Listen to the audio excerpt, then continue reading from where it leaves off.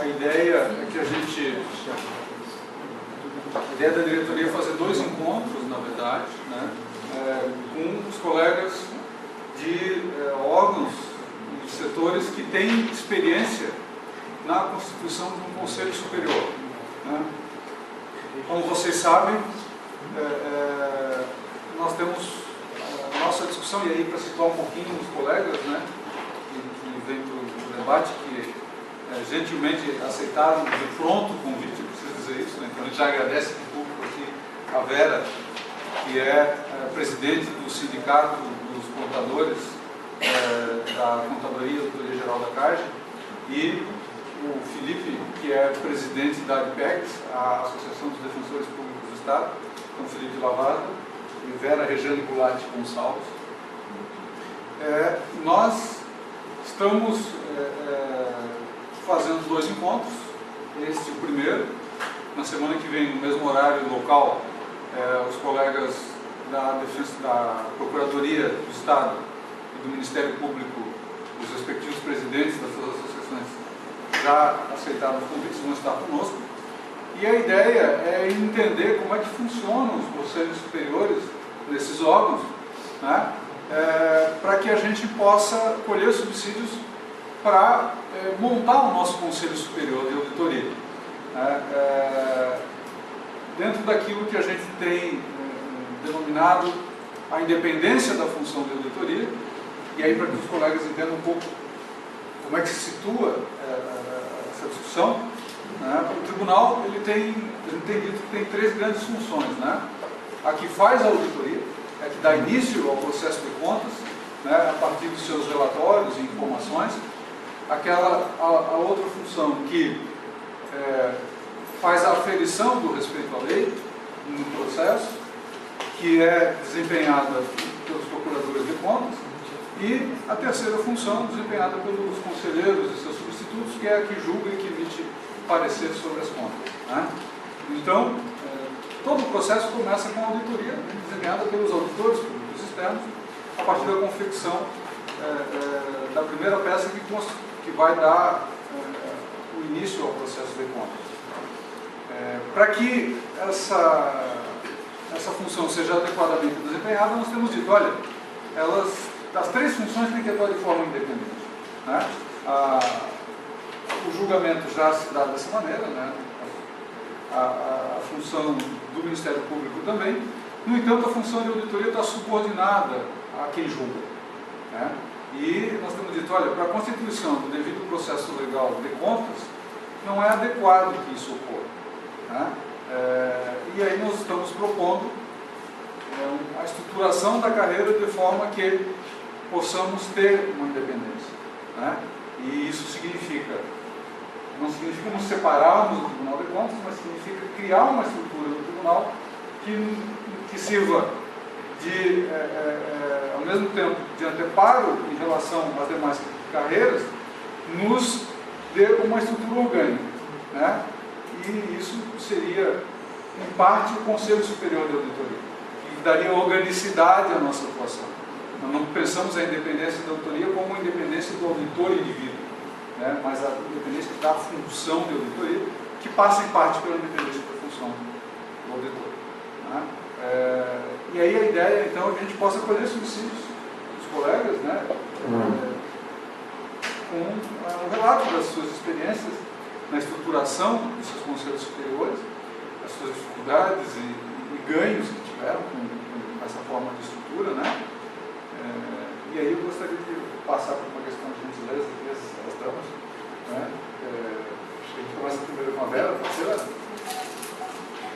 Então vamos lá. A ideia é que cada palestrante fale durante 15 a 20 minutos. Na sequência a gente tem mais de 15 a 20 minutos de debate com a plateia.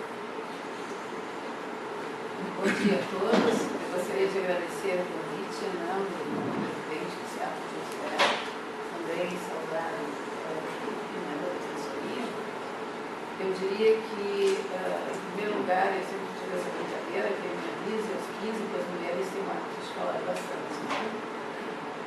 De toda maneira, vamos dar para vocês então como é que nós concebemos a questão do Conselho Superior. Ela nasceu essa ideia do Conselho Superior já quando há 10 anos atrás nós estávamos trabalhando na organização das leis orgânicas da Fazenda. Não? Havia uma lei orgânica única, que seria uma lei do cargo existente à época, né, que seria o de agente fiscal. Hoje, como você sabe, nós tivemos em 2010, então, a divisão desses cargos. A Fazenda é um pouco ciclotímica, né? Nós tivemos há um tempo atrás, houve toda uma fusão de três cargos existentes. Depois, em 2010, a partir de algumas discussões, inclusive, né, sindicais, houve a definição de que teria novamente fazer a cisão daquele quadro, que eram os agentes fiscais, em 3 grandes quadros que geraram 3 leis orgânicas. Eu diria a vocês que à época nós até nos posicionamos contrário, mas a questão é que nós temos que entender os movimentos, né, que acontecem em todo o país, e a tendência é que realmente essas áreas que a Fazenda hoje contempla, controle interno, tesouro, né, que é a área financeira, e a área tributária, tenham então uma segmentação diferenciada. Em função disso, nós elaboramos 3 leis orgânicas, eu participei da elaboração dessas leis orgânicas, e nós, olhando os diversos estatutos, né, tanto PGE, magistratura, enfim, a gente tem hoje esse grande leque, essa opção de verificar como é que está a organização dos outros quadros, dos outros órgãos, enfim. Em todos eles se via muito presente a questão do Conselho Superior. Então, nós fomos até a PGE, conversamos muito, durante muito tempo a gente fez encontros para ver como é que funcionava na prática. A PGE, eu diria a vocês que é um bom exemplo de como funciona o Conselho Superior.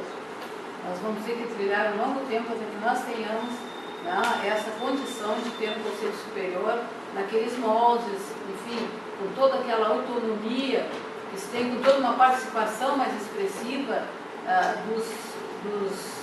lá no caso dos procuradores, que nós tentamos trazer, e claro, há toda uma reação das estruturas formais, né, no sentido de que elas não poderiam, no caso, perder uma autonomia ou relativizar, digamos, o poder da instituição enquanto organicidade. Então, porque ali tem toda uma verificação de como deve funcionar o órgão, questões que são extremamente sensíveis passam por ali. O que nós pensávamos na inicial? A formação é com 11, ou seja, nós temos o arcabouço legal. A lei complementar criou na condição dentro da estrutura da CAGE o contador e o auditor-geral do Estado, segundo o Conselho Superior, terceiro os órgãos de execução indireta, que são as divisões, os departamentos, e quarto, os auditores do Estado, que têm a condição de órgão também. Uma coisa totalmente nova, que foi meio que copiar, colar, e as pessoas não tinham nenhuma dimensão do que seria ser órgão. Isso é uma coisa ainda muito sensível, não se tem muito a ideia do quanto se pode fazer, mas se tem a ideia do quanto isso será útil para os auditores no futuro. Hoje nós estamos, digamos assim, engatinhando com todas essas grandes transformações e não temos muito claro, né, toda essa autonomia, digamos assim, e se tem até um certo cuidado, um certo temor de como isso vai ser enfrentado daqui para frente. Nós já estamos verificando o quanto isso implica e o quanto isso tem de positivo ou de negativo, ou enfim, dentro de um órgão que está dentro de um outro órgão, né, que está dentro de uma Secretaria de Fazenda e que tem uma autonomia maior, inclusive, que todos os outros, porque nós estamos em todos os poderes, nós estamos na Defensoria, nós estamos no Judiciário, nós estamos em todos os poderes e, ao mesmo tempo, nós estamos dentro de uma Secretaria de Fazenda. E aí é toda uma, digamos assim, nós estamos aqui entre pares, é toda uma questão que também tem a ver com as questões financeiras. Tem hoje um salário diferenciado também, em termos de Brasil, e isso faz com que as pessoas, em qualquer movimento de uma autonomia administrativa, mas de uma perda salarial, elas ficam, né, meio, como eu estava dizendo, entre a cruz e a espada, e elas, né, e existe toda uma tendência de que a situação é confortável ficar na Secretaria da Fazenda. Quer dizer, essa é uma questão que nós temos debatido muito, mas que quando chega em Assembleia, ela é bastante, é um agravante, digamos, de uma tentativa e até de algumas negociações que nós tínhamos feito de sair da Fazenda e se ficar vinculados ao Palácio. Né? E aí tem muito aquela tese do mendigos do Palácio, enfim, e toda a questão política também. Toda uma questão política, porque nós estamos dentro da Fazenda, eu sempre digo que a gente tem um manto de proteção, ou seja, a questão política ela não chega tão forte quanto chegaria se estivéssemos vinculados diretamente ao gabinete do governador. Então, eu estou falando para vocês os prós e os contras dessa autonomia que nós estamos discutindo bastante e que passou, inclusive, por essa criação do Conselho Superior, que a gente acha que é uma instância onde nós conseguimos colocar 4 representantes eleitos, eleitos pela classe. A classe elege, então, 4 representantes, tem-se na estrutura do Conselho o Contador-Geral, os 3 adjuntos e 3 membros que são designados pelo Contador-Geral. Então, dos 11, 7 representam a estrutura formal e 4 são eleitos numa eleição que é realizada de 4 em 4 anos, não coincidente com mandatos eleitorais, enfim. Então, nós temos de 4 em 4 anos se faz a eleição para esses membros, eles se candidatam, né, voluntariamente. Olha, eu gostaria de participar, e se submetem ao crivo, né, avaliação dos seus pares. Já tem todo um programa lá na Secretaria da Fazenda, a própria STI disponibiliza um programa onde as pessoas votam em 4, né? 4 pessoas, posso votar em 4 pessoas, né? E eles são escolhidos, eleitos e assumem junto e passam de uma, digamos, se houver alteração na estrutura formal, eles são perenes pelo menos de 2 anos, eles ficam junto à administração. Então agora nós temos em julho já uma nova eleição para o Conselho Superior dos 4 eleitos. Né? Os outros, eles são o Contador-Geral, os 3 adjuntos, eles são membros natos. E os 3 são designados pelo Contador-Geral do Estado. Mais 3, então, na verdade, o que se tem visto, inclusive, é que, não sei se inicialmente, as questões, elas têm sido de uma forma harmoniosa, até porque está se tomando pé da realidade, não se tem tido grandes discussões. As atas são públicas, né? Assim, entra lá no site e se verifica todas as atas. Então, tudo passa pelo Conselho Superior no que diz respeito a PAD, a processos administrativos, que depois, se aprovado pelo Conselho, vai para a Corregedoria, que também é uma figura hoje, na verdade, se criou na lei orgânica 3 corregedorias dentro da Fazenda. E aí, se ficou ainda com aquela velha corregedoria, que era de outra lei, né, porque 3 corregedorias era alguma coisa assim meio que estranho dentro do órgão, então todos, mas até então nós não tivemos nenhum problema grave. Quer dizer, nós não tivemos nenhum problema que pudesse suscitar, digamos, uma questão de ilegalidade. Então, por enquanto, está tudo calmo, em termos de calmaria, não se tem muito como é que vai ser, se alguém for, digamos, julgado por essa corregedoria, encaminhado para a parte, como é que isso vai funcionar. Porque daí pode ser de, bom, na verdade, eu não me submeteria a essa, porque agora ela seria só dos técnicos de nível médio, que não teriam a sua corregedoria específica prevista nas leis orgânicas. E também, por que um conselho é importante, por que uma organização, por que uma lei orgânica, por que todas essas questões elas são importantes na preservação da instituição. Tá? Se pensou muito mais nisso, éramos 11 pessoas que tínhamos já uma história dentro da CAGE, e optamos, eles querem poder, não? Eles tivesse poder, né? Tinham oferecido, para todos nós ofereciam, parece que a gente está vendo hoje, né? Ofereciam assim, o cargo até de superintendente, o outro de vice-superintendente, enfim, foi toda uma questão bem pesada. Mas optamos, né? E fomos entramos com uma ação quando foi nomeado um AFRE para ser o contador-geral. Aí eu falei para eles, nós vamos perder a batalha, mas vamos ganhar a guerra. O AFRE é o auditor fiscal da Receita Estadual. Porque na lei colocaram, como era a maioria, colocaram que eles podiam ocupar cargos tanto na Caixa quanto no Tesouro, que não teriam pessoas para ocupar. Enfim, entramos e sabíamos que íamos perder. E até não fizemos tanta força para ganhar, porque o jogo, tem que ser estrategista. Já éramos 11 contra 1000, não tem muito o que. Eu peguei dinheiro, né? Eu brincava, porque a pessoa que entrou era do PT, eu dizia assim, vamos seguir a líder. Seremos guerrilheiros e não podemos entrar numa guerra dessa aí. Bem, nós perdemos, mas nós garantimos junto às bancadas, nós éramos 11, perdemos todas as bancadas, era a multiplicação dos pães, eu brincava, né, que a gente tinha que estar trabalhando, não éramos, né, nós estávamos todos trabalhando, fundamos o sindicato em tempo recorde, fundamos primeiro que a Receita, que foi também considerado uma coisa muito louca, assim, que nós éramos 11, fundamos o sindicato, e a Receita teve todos os problemas para fundar ela. Fundou depois de 3 anos que ela conseguiu, porque a gente já tinha conseguido.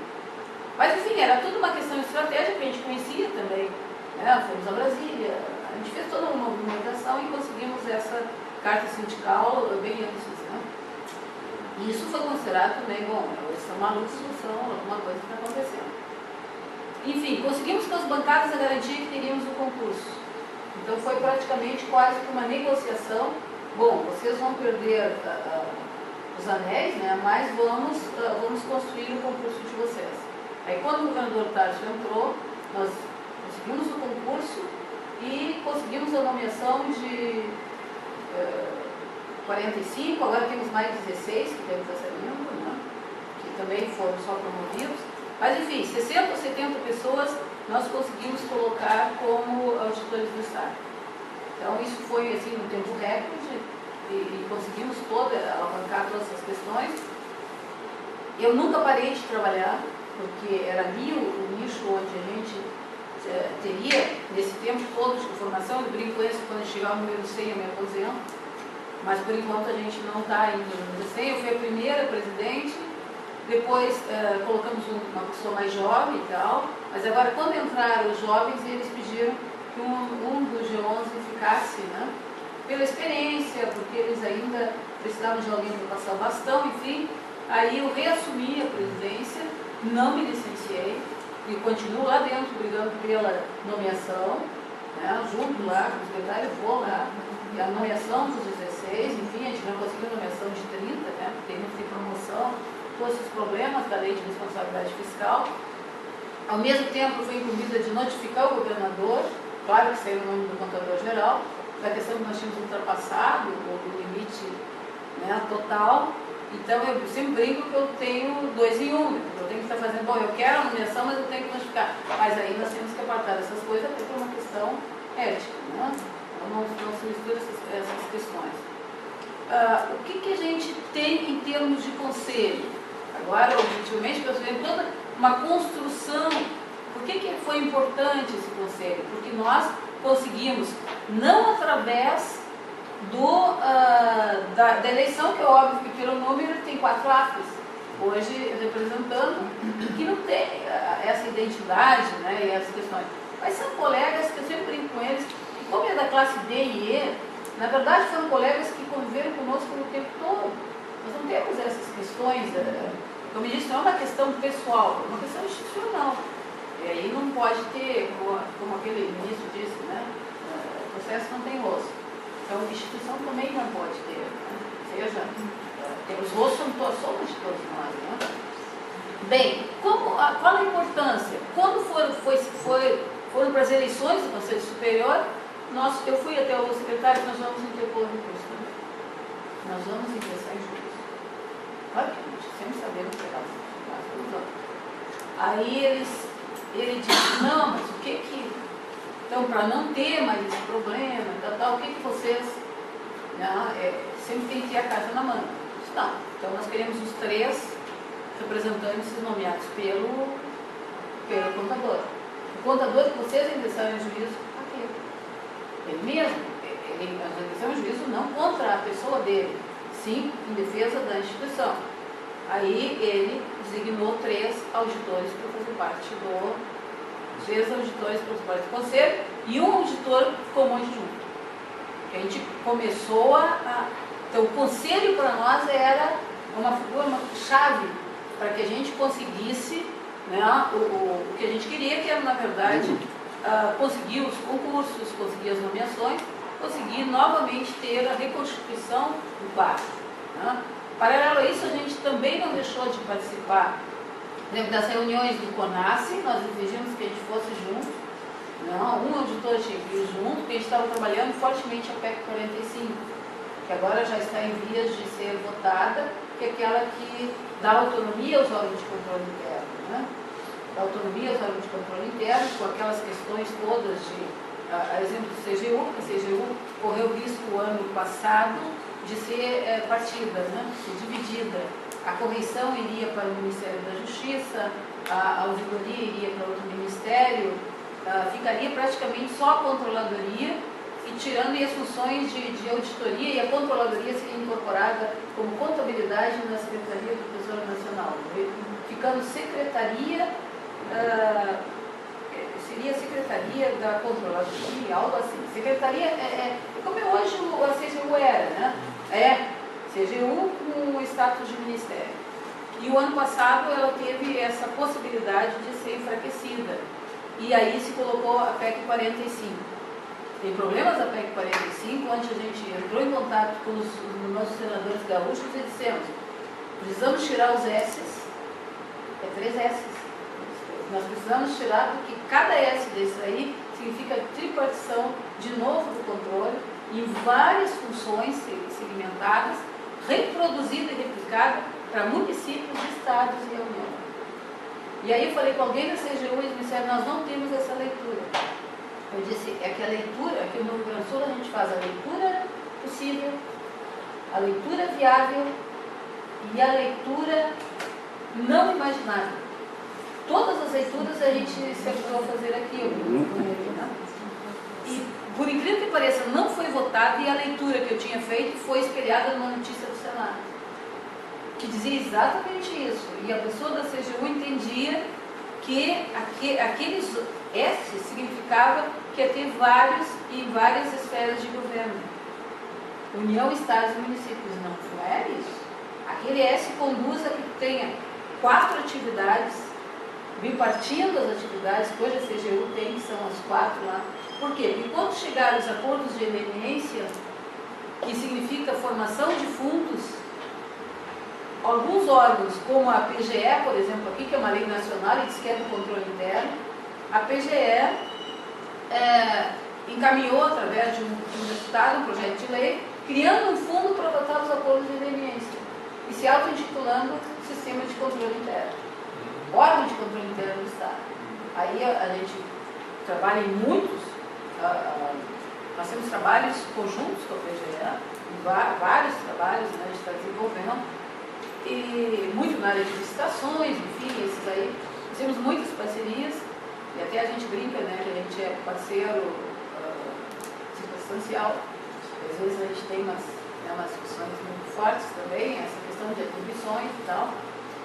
E é claro que o fundo é um fundo muito, sim, o fundo é bem interessante. Então o acordo de emergência, aquilo que é resultante forma um fundo. E aí, ao invés de, a gente não estava imaginando colocar no controle interno, e sim para os órgãos, todos os órgãos que fazem parte do combate à corrupção.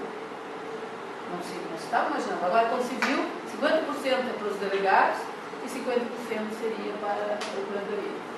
E a lei é nacional, ela não é uma lei federal, ela obriga estados e municípios. Bem, só retomando rapidamente, é só para ver todo o contexto que a gente está sempre no...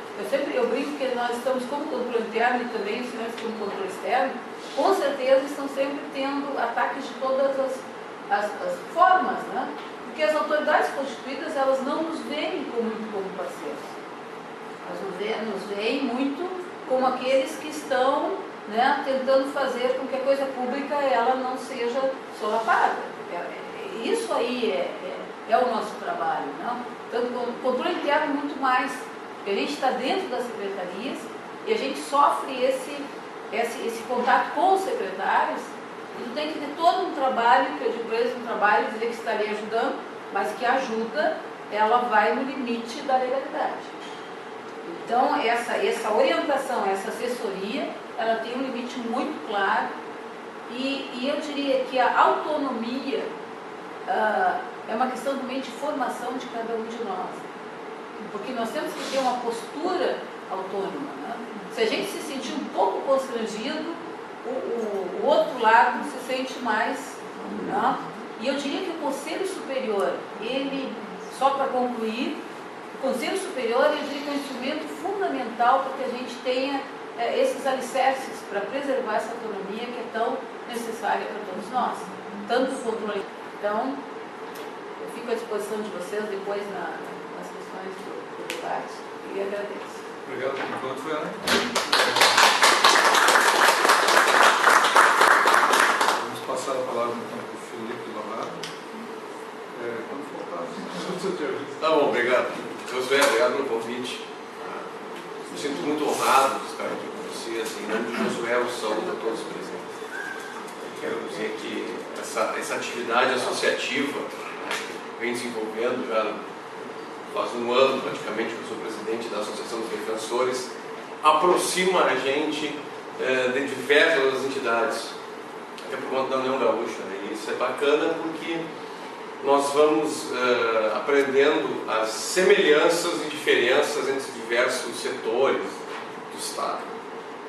Bom, a Defensoria Pública, que é tão presente aqui no dia a dia de vocês, deve estar aqui em diagonal, prédio sede da nossa administração. Bom, a Defensoria Pública, ela nasce em 94 no Estado, a partir da Lei Complementar 80 nacional. Na verdade, o serviço já era prestado através de um braço da PGF, correto? Havia o serviço, a Procuradoria de Assistência Judiciária. E quando a Defensoria nasce como instituição em 1994, a estrutura básica já prevê o Conselho Superior da Defensoria Pública como órgão da administração superior. Então, lá na nossa gênese, o Conselho Superior já foi previsto como um dos órgãos, junto com o Defensor Público Geral, ou a Defensora Pública Geral, né, com a Subdefensoria Pública Geral, com a Corregedoria Geral, já se criou o colegiado Conselho Superior. Por quê? Muito possivelmente pela experiência da própria PGE. A PGE é uma instituição que, na verdade, ela é a gênese de quase todas do Estado. Se nós formos para trás, o Ministério Público também nasce da PGE, e o Conselho Superior deles realmente é muito forte, muito atuante, né? Essa experiência certamente é importada para a Defensoria, e lá nos anos 90, então, se cria uma estrutura ainda enxuta de conselheiros. Na época, nós tínhamos 6 conselheiros, 3 membros natos, quais eram o titular da Defensoria Pública Geral, que passou a ser eleito pela classe, né? Isso no ano 2006, passa a ser eleito pela classe, mas até lá era a indicação do governador. A Defensoria Pública era tida como uma Secretaria de Estado, ela sai dessa condição já mais recentemente. Pois bem, então nós tínhamos o defensor ou a Defensora Pública Geral, o Subdefensor Público Geral e o Corregedor Geral como 3 membros natos. Vou dizer a corregedoria, né? Porque não é um homem ou uma mulher, é o titular da corregedoria, o titular da defensoria e o titular da subdefensoria, correto? E 3 outros membros eram eleitos pela classe, numa eleição interna, da qual só participavam os colegas mais antigos. Então era um colegiado de pessoas mais experientes na instituição. E assim foi por um bom tempo, até 2010, quando existe uma legislação que altera radicalmente esse perfil. A gente já chega lá. Qual sempre foi o papel do Conselho Superior da Defensoria? ser o órgão consultivo e normativo interno. Nós temos a chefia institucional, que pratica os atos de gestão, que assina nomeações, exonerações, atos do dia a dia. Nós temos a corregedoria, o órgão de fiscalização, orientação interna. Mas quem é que delibera, normatiza a nossa relação, nossa estrutura interna? É sempre o colegiado. Quem é que opina nas questões financeiras da Defensoria? É o colegiado, embora quem encaminha propostas orçamentárias seja o titular da Defensoria Geral. Bom, o Conselho ainda funciona de uma forma enxuta até 2010. Por quê? Em 2009 é editada a Lei Complementar Federal 132, que atualiza a nossa Lei Complementar Federal 80, de 94, a lei que cria, efetivamente, as defensorias. Até no Rio Grande do Sul nós temos uma situação curiosa, porque a defensoria aqui, ela é criada por lei em 1991. Só que não havia a lei federal ainda para editar as normas gerais da defensoria, que só vem em 94. Então, de 91 a 94, nós tivemos uma lei que nunca foi aplicada aqui no Rio Grande do Sul. E já nesse primeiro ato normativo, nós já tínhamos a previsão do colegiado como integrante da administração superior. Então, em 94 é instituída aqui por conta da Lei Complementar Federal 80. Lei essa que é amplamente revisada em 2009, pela Lei Complementar 132. E vale a pena dizer, todos esses atos normativos sempre se fixou a figura do Conselho Superior.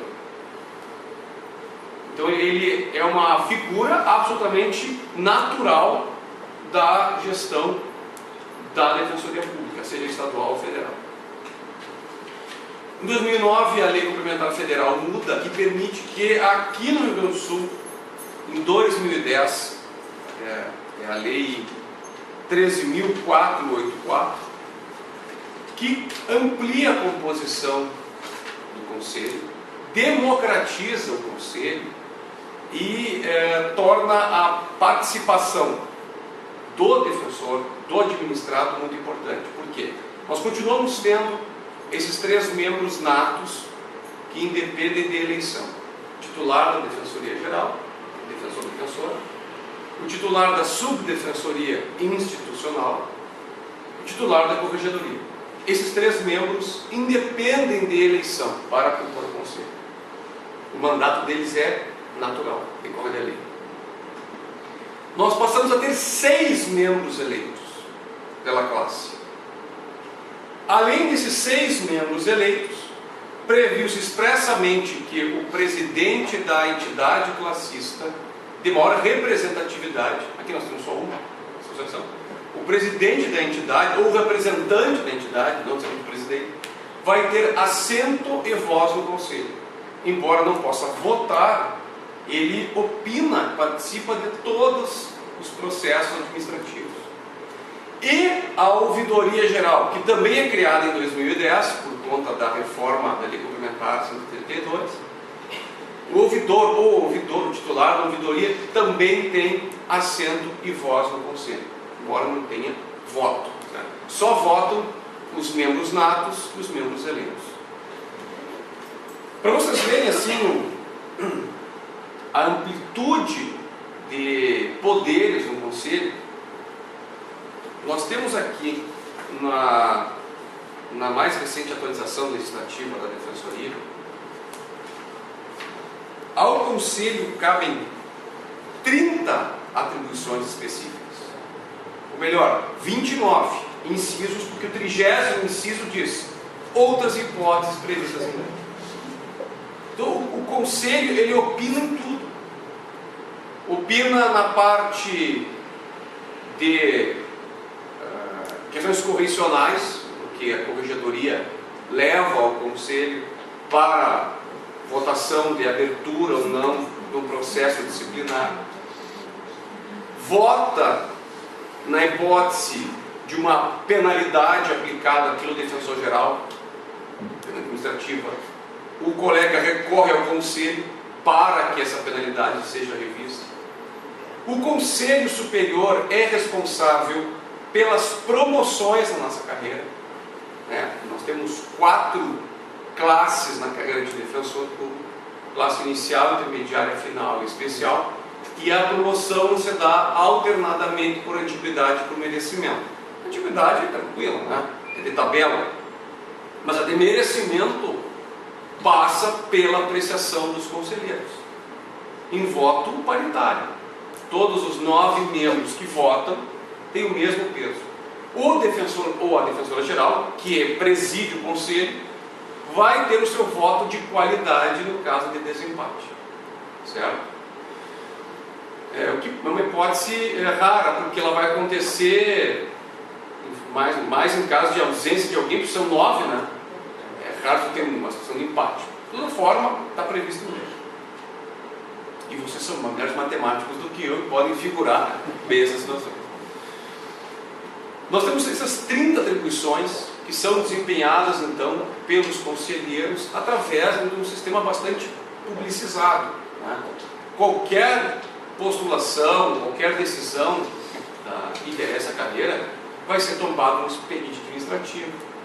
Esse tombamento é distribuído a um conselheiro por uma ordem já previamente prevista em regulamento, ordem de distribuição com prazos para apresentação de relatório, para votação nas reuniões mensais ordinárias do Conselho, podendo haver reuniões extraordinárias.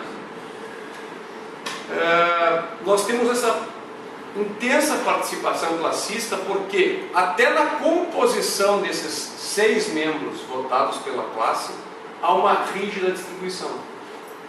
Um membro tem que obrigatoriamente vir de cada classe. Nós temos que ter um integrante da classe especial, um oriundo da final, um intermediário e um inicial. E outros 2 na lista de mais votados, que daí não depende de qual classe pertence.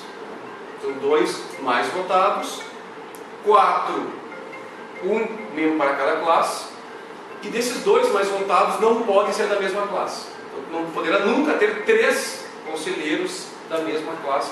Para quê? Para dar, inclusive, um certo ar sindicalista no conselho. Os colegas, embora integrem a administração superior, eles também estão levando ao conselho algum pleito, alguma pauta específica da classe a qual eles estão na carreira.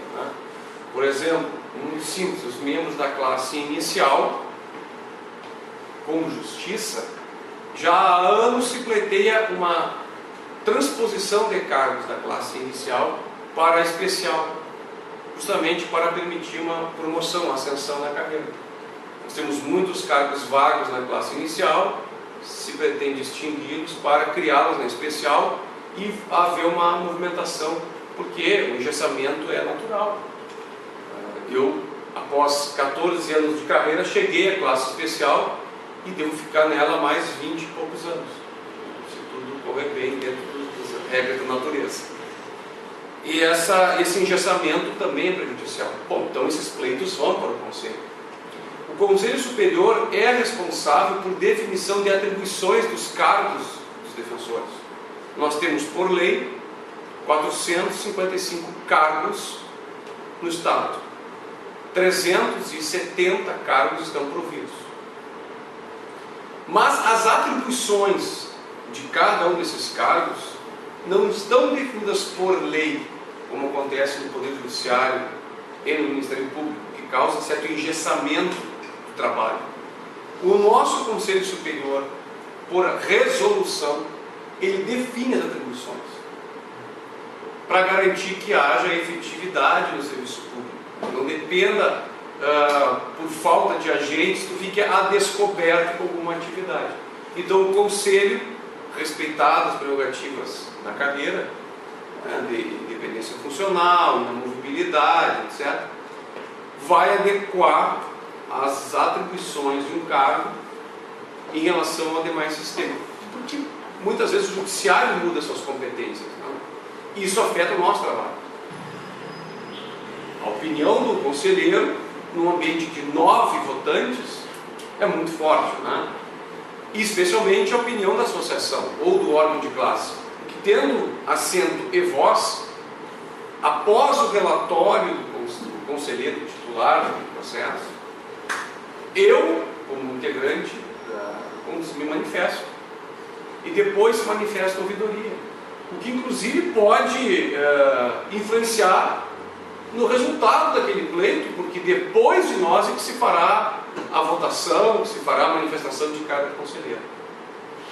Por isso que, numa eventual constituição do Conselho Superior dentro da estrutura do Tribunal de Contas, ou uma nova estrutura que se imagine, é sempre importante, na minha ótica, prever a possibilidade da participação dos órgãos classistas, mas não com direito a voto.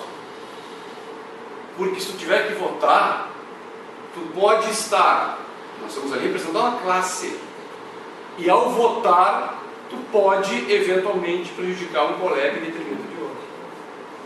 Então, em situações de conflito entre colegas, o órgão de classe pode não falar nada, né? Pode manter-se em silêncio. E se for votar, aí ele é obrigado a se manifestar, o que pode causar constrangimentos entre associados. Afinal de contas, o associado verte contribuições mensais, financeiras, que sustentam a entidade, né? Se a gente trabalhar de uma forma que prejudique alguém, pode criar algum desentendimento, algum conflito. Bom, o que mais eu posso falar para vocês sobre a participação do nosso conselho? Inicialmente, então, em 2010, com essa reformulação, os colegas tinham uma visão um pouco mais sindicalista. Beleza. Porque representavam interesses da sua classe, né, da classe que era oriunda. Hoje, já com uma certa evolução, nós estamos em 2016, há uma percepção maior de que o Conselho, embora traga opinião da sua base eleitoral fundamental, ele também é um órgão da administração superior. Então, quando o colega se investe conselheiro, ele continua sendo defensor, ele continua trabalhando as suas atividades corriqueiras. Ele dedica um tempo extra a ser conselheiro. E esse tempo extra ele vai atuar como integrante da administração, afastando-se um pouco de questões pessoais, de interesses próprios ou de certos grupos, para agir no interesse coletivo da instituição. Acho que é esse o caminho que está se definindo.